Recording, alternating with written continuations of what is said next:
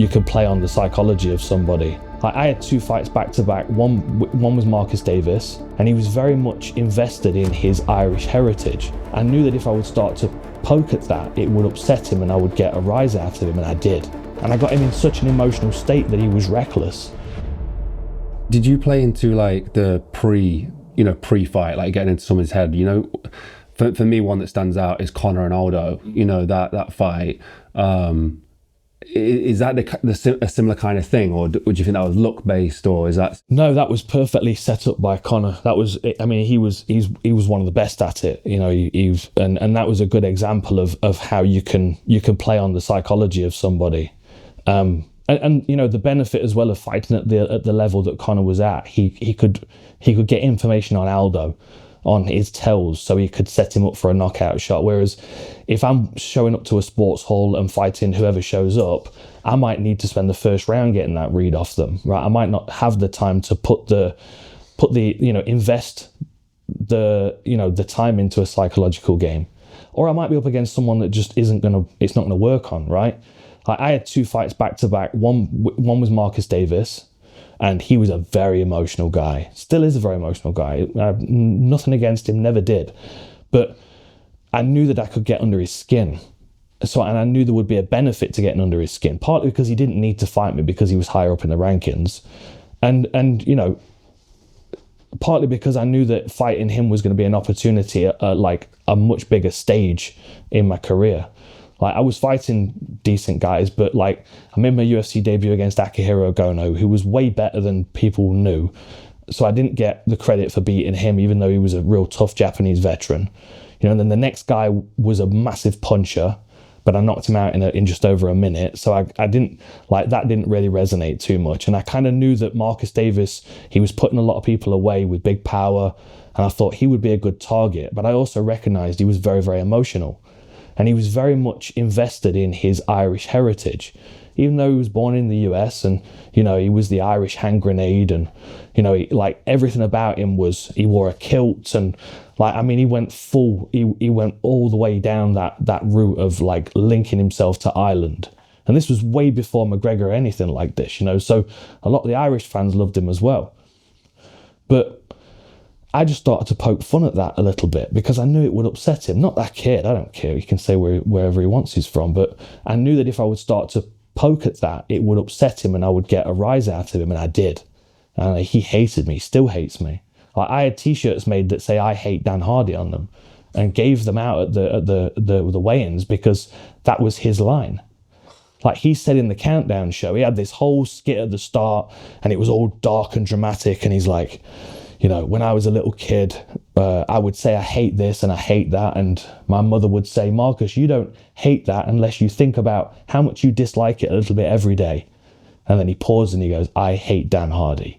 And then it cuts to me and I'm laughing my ass off because I've nailed it. I've got him exactly where I want him. And I knew if I got him in that mindset, he was going to show up all hulked out, big muscular back and shoulders and stuff, and he was going to try and wrestle me. And I needed to get him into that state, because what I didn't want to be dealing with was when he was a confident, loose southpaw boxer.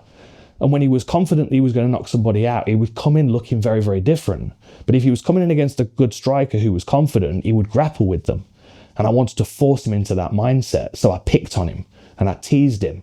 And I mean, it couldn't have worked any better, really. Like, even between rounds, his coach was saying things like, you're going to shut him up, Marcus. It was way more about the emotion involved in the fight than anything else. And I got him in such an emotional state that he was reckless. Like, I cut him, dropped him with a knee, elbowed him bad, opened his face up. You know, it was just a bad night for him all in all, but I'd laid the foundations in the weeks leading up to it by getting him in that mindset where he was going to be reckless and make bad decisions because I had control then, right? And then my next opponent, Mike Swick, who's getting punched in the face up there in that painting, again, another lovely guy, love Mike Swick, but he just seen what I did to Marcus Davis and was ready, fully expecting me to come guns blazing with the trash talk. So I didn't do anything. I just went quiet for the whole training camp because I knew that the trash talking would make him feel comfortable because he was expecting it. So I decided I was going to go a different direction entirely. I went completely silent. And that, I would imagine, was quite unnerving for him, because he's like, what's he working on? Where's he gone? Why is he being quiet? And then I showed up at the press conference with a runner-up trophy for him, you know, just to kind of poke fun at it a little bit. And then we had a great fight. But I knew it wasn't worth it to invest any time in that psychologically. He just wouldn't have bought into it. He would have thought it was funny. He would have enjoyed it. So I just didn't want to give it to him, you know? Had you read The Art of War at that point? Oh, yeah. I mean, like, The Art of War was a good one, but I always preferred the Hagakure. I never know how to say it. Hagakure, by a samurai called Yamamoto Tsunamoto. Most people will have heard of the movie Ghost Dog with Forrest Whitaker. And that's a movie based on, I mean, he's an assassin that's living by the code of the samurai. But I remember reading that book way before the movie was written, way before the movie was made, and that was a real turning point for me. And also something else that I got from that book as well was understanding that balance comes, like, you know, progress comes from balance. Like this, like the samurai way of life was like, yeah, you've got to be a master swordsman, but you also need to learn how to pour tea correctly, and you know what I mean. Like there were painting or calligraphy or whatever else. You were never just a samurai. To be a samurai, you had to be a poet or something else to bring balance to you. So that was always something I found comfort in, because like the artistic side of me was still kind of encroaching on my martial arts as well. And, you know, so like a lot of the old samurai philosophy I enjoyed. Book of the Five Rings, of course, you know. Quick interruption from this Dan Hardy episode. If you want to get more from Dan and all of our guests, we upload hours and hours of content exclusively for our Patreon community, and you can get a behind the scenes look for $1 down below by clicking the link. It was interesting. I heard you talk about, it was a really good example of military warfare and how that applies to combat sports. Have you got any more that you can think of? Or do you remember the one that you said? It was on I can't remember what podcast it was. It might have been the Rogan, but you said that you like to study war, and there was a reason for it. Yeah, well, yeah. So the guy I was talking about was Dan Carlin, and he has a podcast called Hardcore Histories, which, I mean, he's got an amazing voice. He's like got a proper radio voice, and he's like he loves what he's talking about. Like, I mean, his podcasts, he'll do 3 hour long podcasts about the Peloponnesian Wars or something. But whatever he's doing, he really gets into it and paints beautiful pictures of like how the Apaches were, or what it was like to fight the Scythians, and often when he's talking about something, like he's explaining a tactic of a particular type of military. And most militaries in the world now have they all look pretty much the same, right? They've all got pretty much the same things. But back in those days, when Darius the Great was putting his Persian army together, like he was bringing in a group from, you know, Tunisia, and a group from Morocco, and a group from, I mean, Carthage or whatever it would have been at the time. But you understand what I'm saying? Like, he was bringing tribes from all over the Persian Empire to bring their own fighting styles into his army. It wasn't like everybody's got to be cookie cutter the same. So in this time, you had a real interesting like soup of different styles of combat that no one knows what they're doing, right? No one really knows what they're doing. It's all based on what logically makes sense, either hunting or, you know, fighting with sticks or studying animals or whatever. A lot of different tactics, like the Shaolin Kung Fu, is from studying animals fighting. And so then you have really interesting clashes where you've got hoplites, Greek hoplites, Athens, Sparta, etc., etc. And all of a sudden they're clashing with a Mongol tribe that are all on horseback with arrows, with bows and arrows. And they're not cut out to fight an army like that, because they've not seen one before. So then when I'm hearing him talking about these things, I keep going, well, you know, the way that the Greek hoplites fight is very much like the way that Khabib fights, right? He's not really going to take a back step. He's going to slowly march you down, and he's going to get a hold of you, and he's going to force you to the floor, and he's going to smash you to pieces, right? And if you think the way that the hoplites fight, and you see this at the end of 300, you've got that shield wall line, all bronze shield walls, right? You've got this big line of shield walls, you've got spears pointing out, and then you've got the guys behind them with the short swords that are finishing anybody off on the floor that they've walked over. But the point of that front line is to march that shield wall forward, right? Over everything. March over everything. Doesn't matter what it is. Just eat the ground up and kill everything in your path. And that is so much like what Khabib and the Dagestani wrestlers do in their style. But then you go, well, you look at what the Scythians did, and I mean, you might have an army of 10,000 guys all on horseback, but they might have a group of skirmishers that will ride out to the front line of the hoplites. And they do this thing called feigned flight, which I loved. We call it playing possum, right?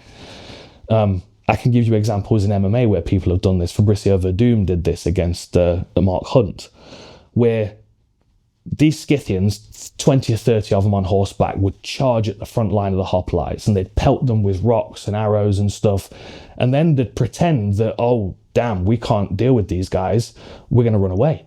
So then they all turn their horses and they start to charge away. And then that little group of hoplites, if they're not disciplined, are like, we've got them on the run, let's go. Then they break that shield wall and charge after them, and they get encircled by the guys on horseback who are far more mobile.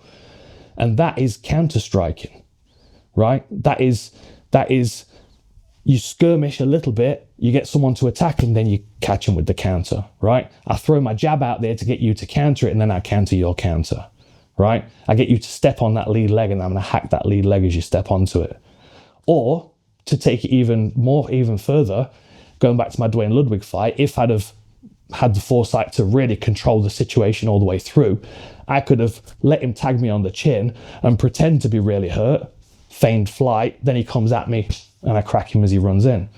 Like, so you see these things happening often in like old, like military scenarios. Like the other one, which is illustrated beautifully in the movie Alexander, is where they separate the line. So they have Alexander's cavalry rides along away from the main line to separate the Persians, and then he attacks straight through the gap, the chink in the armor. And I see this often. I've been following the war in Ukraine since it started, and there was a beautiful moment in that where there was a bait and switch tactic by the Ukrainians. You'll remember probably a year ago or something where they punched through the Russian lines and took a big portion back of northern Ukraine. And the reason why that was successful was because all of the communications from all of the world leaders that were supporting Ukraine and all of the troop movement was bringing people down into the south of Ukraine as if they were going to push in the south. So then the Russians moved all their troops into the south and left the north weak. Just a simple bait and switch tactic, right? Anderson Silva looking at Vitor Belfort's leg. So when he flicks his leg, Vitor Belfort thinks he's getting his leg kicked, and he gets a foot in the face and gets knocked out. Simple bait and switch tactic.